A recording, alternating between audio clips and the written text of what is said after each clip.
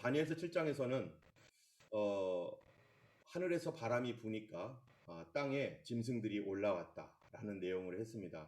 그래서 여기에 있는 다니엘서 2장, 그다음에 7장, 8장, 11장, 12장 여기에 있는 그런 이 내용들을 볼 때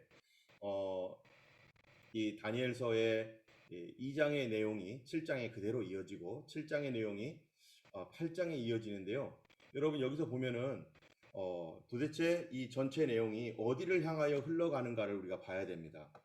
이 내용이요, 지금 중심점이 하나가 있어요. 앞으로 우리가 다니엘서 6장, 7장, 8장 이렇게 가면서 하나의 중심점, 어느 한 점을 향해서 가는데요. 그 지점이 어디일까요? 바로 그 지점이 이 뿔입니다. 뿔. 큰 짐승 넷이 바다에서 나왔다고 했는데 그 짐승에게는 머리에 10뿔이 있고 또 다른 뿔이 있고 그 뿔 모양에는 눈도 있고 큰 말하는 어떤 한 뿔을 얘기해요. 7장에서. 근데 이 뿔이 성도들과 싸워서 그들을 이겼다. 이렇게 말하고 있습니다. 근데 8장에서도 보면은 또 나와요. 순염소가 있는데 그 뿔이 꺾이고 네 뿔이 사방을 향하여 났는데 한 뿔이, 여기서도 한 뿔이 있죠. 영화로운 땅을 향하여 심히 커지더니 하늘의 군대에 미칠 만큼 커지고 또 그 중에 몇을 땅에 떨어뜨렸다. 근데 그 뿔이 뭐냐면요, 시리아에 있었던 이 안티오쿠스 에피파네스입니다. 이 안티오쿠스 에피파네스에 대해서 굉장히 집중을 해서 앞으로 9장, 10장, 11장, 11장에도 가면요, 이 안티오쿠스 에피파네스에 대해서 또 얘기를 해요. 더 집중적으로. 그 이유가 이제 이후에 7장부터 12장까지의 내용 중에 상당히 많은 부분이 바로 이 안티오쿠스 에피파네스의 일을 얘기하는데 그 이유가 앞으로 나타날 미래의 적그리스도의 모형이기 때문에 그렇습니다. 이 시간에 그 안티오쿠스 에피파네스가 했던 그런 내용들을 잠시 그 백그라운드를 우리가 화면을 통해서 우리가 보려고 하는데요. 다니엘서에는 안티오쿠스 에피파네스 4세가 적그리스도의 모형으로 등장할 것을 너무나도 정확하게 예언하여 역사학자들은 다니엘서가 후대의 역사가들이 꾸민 것이라는 말이 나올 정도입니다. 안티오쿠스 에피파네스 4세에 대해 살펴보아야 하는 이유는 앞으로 나타날 적그리스도의 모형으로 분명히 제시하였고 적그리스도가 어떻게 할 것까지 언급하였기 때문입니다. 다니엘서 예언을 8장부터 11장까지 길게 헬라 제국에서 특별히 안티오쿠스 에피파네스 4세를 다룬 것은 그만큼 중요하기 때문에 기록한 것입니다. 많은 사람들이 적그리스도에게 속을 것인데 적그리스도의 모형을 보고 속지 말고 주님의 재림을 준비하는 메시지를 다니엘서를 통해 주고 있는 것입니다. 우리가 알아야 할 것은 예수님이 예루살렘 성전 파괴와 마지막에 있을 일에 대한 예언을 가까운 장래에 일어날 일과 먼 장래에 있을 일을 이중으로 예언하였다는 것입니다. 예수님께서 마태복음 24장에 너희가 선지자 다니엘이 말한 바 멸망에 가증한 것이 거룩한 곳에 선 것을 보거든 읽는 자는 깨달을진저 라고 분명히 경고하였죠. 멸망에 가증한 것이 다니엘이 말한 안티오쿠스 에피파네스 4세이며 앞으로 나타날 적그리스도가 성전에 서게 될 것을 예언한 것입니다. 다니엘서에도 안티오쿠스 에피파네스 4세에 대한 예언도 있지만 먼 장래에 나타날 적그리스도에 대해 분명하게 말하고 있습니다. 안티오쿠스 에피파네스 4세가 적그리스도라는 것은 그의 이름에 나타납니다. 그의 원래 이름은 안티오쿠스입니다. 에피파네스의 이름을 자신이 갖다 붙였는데요. 에피파네스라는 뜻은 빛을 발하는 자입니다.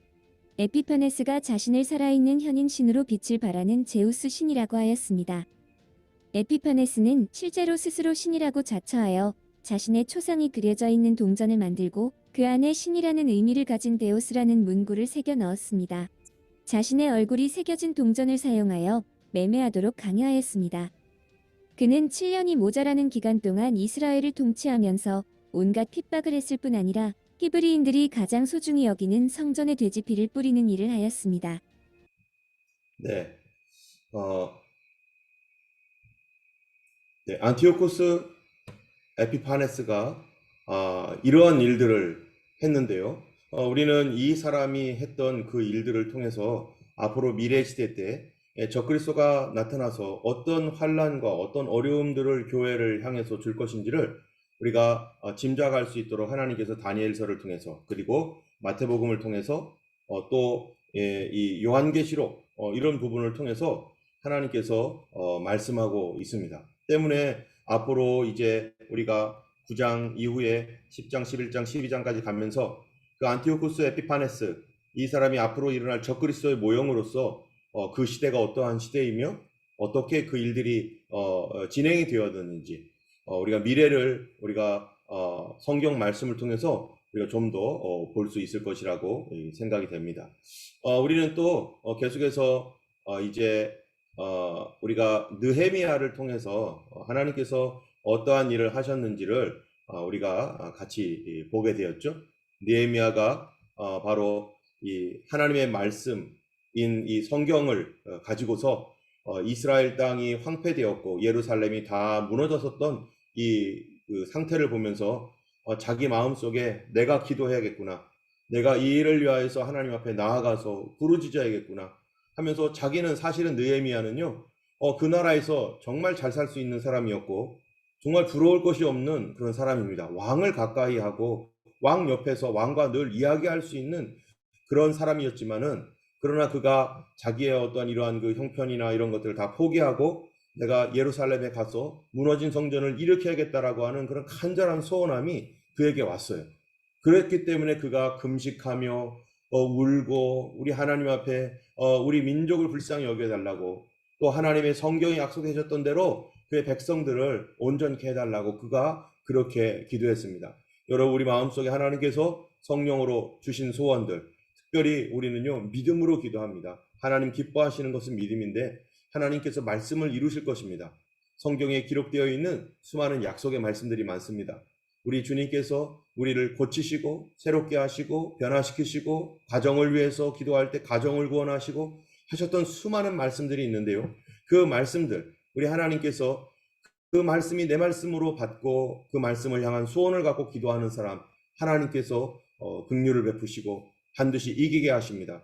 이 사단이요 우리의 삶의 모든 복을 막 가로막고 있고 우리가 하나님께 더 나아가는 길에 불신앙으로 우리 가로막고 있을 때 기도는 그 사단의 머리를 깨뜨리는 거예요. 기도는 원수를 부서뜨리는 것입니다.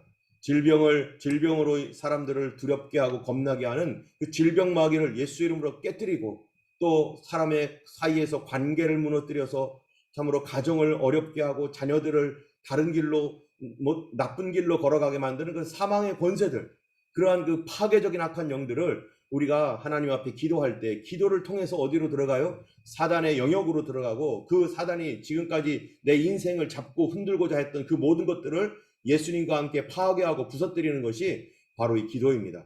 예수님께서 이 처음 공생애를 시작하셨을 때 왜 40일 동안 기도를 합니까? 그 40일 동안 기도한 결과는 또 뭡니까?